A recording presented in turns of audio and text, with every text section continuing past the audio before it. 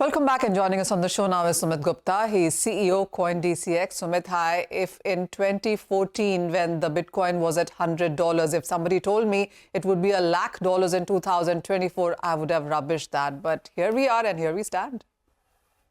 Yeah, absolutely, Manisha. I mean, it's a long journey, and that too in just like 10 years. What's your sense? While we have seen the international markets really play this up, we've seen statements coming from various sectors. How are you looking at India? I mean, big population, big growth. How have you seen crypto evolve within the Indian markets? I mean, I'm assuming the kind of volumes we saw in 2021, we are far away from that.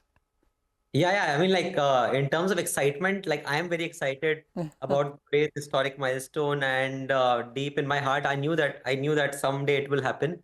Bitcoin is going to touch 100K. In fact, we've had conversations before where a lot of people were expecting it to happen by end of this year. See, Manisha, opinions can be biased, but free markets are the ultimate truth, right? And today, the free market has decided that and told people that Bitcoin has value, and Indians can see that.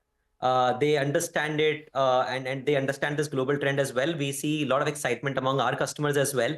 Yeah, I mean, like I think in terms of the overall sentiment, people want to do it, people want to buy it. Just that there has been a lot of like confusion or not enough clarity in India. And I think that's a bit unfortunate, because then Indians will have to overpay for something that was known to them, accessible to them, available to them, but they'll have to end up paying more for the same Bitcoin. You know, I was also reading into the Powell testimony that was on Wednesday, where he says that he doesn't see Bitcoin as a threat to the US dollar, but sees it as a competition to gold. What's your sense on that? Yeah, so see, Bitcoin is now the 7th largest asset in the world by market cap. From nothing in 2009 when it started, it was nothing, right? But now, in just a matter of like 16 years, it has come this far, 7th largest asset. Google has been company which started like 26 years back. Now it's a more than $2 trillion company. I think it happens, right? When a new technology, large technology is there, of course, it grows in value. One interesting thing is that if Bitcoin rises by another 15%, it is going to be the 5th largest asset in the world, surpassing both Google and Amazon.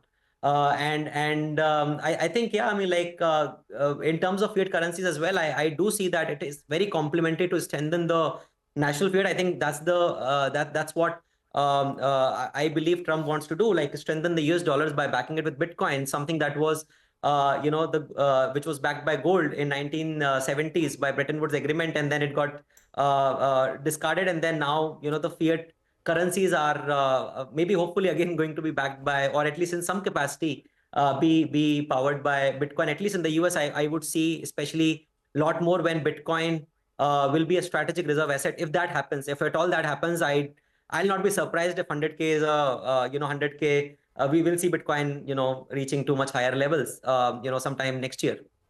The kind of statements that we have seen coming in from US clearly have been quite supportive. And of course, Paul Atkins was one reason that we saw that number of 100K come in a jiffy there. But how would you look at 2024 gone by, from ETFs to the kind of statements that we saw, the institutional buying, etc.? What are the top 5 things that you would say worked in favor of Bitcoin or cryptos this year? Yeah, I mean, like 2024 was very exciting. Of course, if you sort of zoom out and see, 2022 and 2023 were equally tough for the entire sector, more so in India when the taxation came up. Indians have sort of stopped talking about it, but I mean, we were building in the background. And the interesting thing is that all the work that happened in 2024 is now showing in the prices. In terms of large trends, we have seen ETFs coming in, which was a big deal. US elections, of course, cannot be discounted. It's one of the greatest moment for Bitcoin, rally as well. There was Operation Choke Point 2 point, that you might have heard of, which was sort of regulation by enforcement was happening in the US, but with Paul Atkins coming in, who is a very pro crypto SEC, chairman. I think we'll see all of that easing out. We have also seen institutions also accepting it, acknowledging it. We have seen a lot of technological trends where Bitcoin and other cryptos as well, not just Bitcoin, but other cryptos have also solved for the scalability issues which were there before. And so many. I think one last thing is, like in 2022, we have seen a lot of bad actors who were there. All of them got flushed out. So now hopefully the space is a lot more cleaner, and there is a lot of activity building activity that happened in the last 2-3 years, which is now coming to fruition. So I think all of this is now coming together and is now reflected in the price. And I think this is just, I believe that this is just the starting of it. We will see a lot more activity in terms of new companies coming up, not only limited to the price, but new companies coming up, getting countries being more open to Bitcoin, and which will sort of have a trickle-down effect in terms of new opportunities opening up. I would love to see Indian companies, Indian startups also coming up and rising in the sector, not just India, but globally.